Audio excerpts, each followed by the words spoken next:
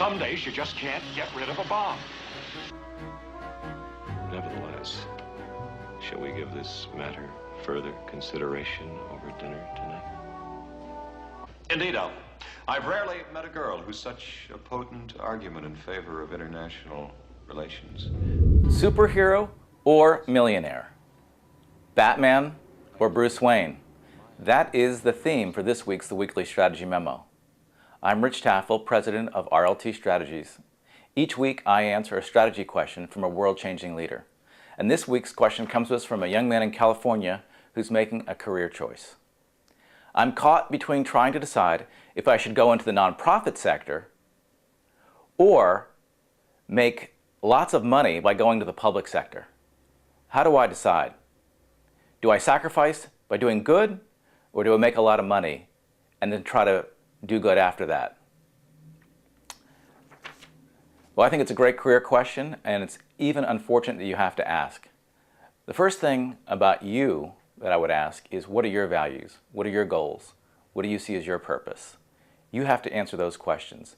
Organizations, whether they're corporations or nonprofits, are simply vehicles to accomplish that. Don't get hung up on the labels of whether it's nonprofit, for-profit, or even you might consider government service, which you didn't mention. These are all vehicles for what you're trying to accomplish. Two things to be careful of. One, people who tell me when they're young, I'm going to make a lot of money, and then after I get into that career of making a lot of money, I'm going to be charitable with the money that I accumulate. In my experience, that just doesn't happen. People get caught up in that world, and frankly, life is too short to be doing what you don't really love, and it's not really what your purpose is. But the second thing is also true, and this is true in the nonprofit community, and that's a scarcity mentality. People think they can sacrifice in the nonprofit world, and they'll just give everything up, and truth be told, at the end of the day, they can't take care of their family, they're worried about paying their rent, and they're skimping and budgeting, and it's very hard to change the world when you're on a scarcity mentality yourself. And nonprofits are full of that mentality. So your question is based in a sad reality, but things are changing. One of the things that I see changing is a book that's out right now by Dan Pallotta called Uncharitable. And this book right here is really asking us to question the fundamental way we view charity in this country. The way we view it now is we look at a good charity has low administrative costs. In the business world, we'd say a good business makes a good profit and has a good result. We have to move toward a results-oriented philanthropy, and that's what Dan is arguing.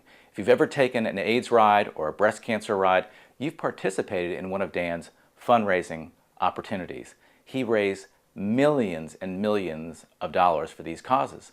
But the activist community and others looked at the administrative costs, criticized him, and eventually undermined the events to the point where they were canceled, and millions of dollars have been lost to the nonprofit sector.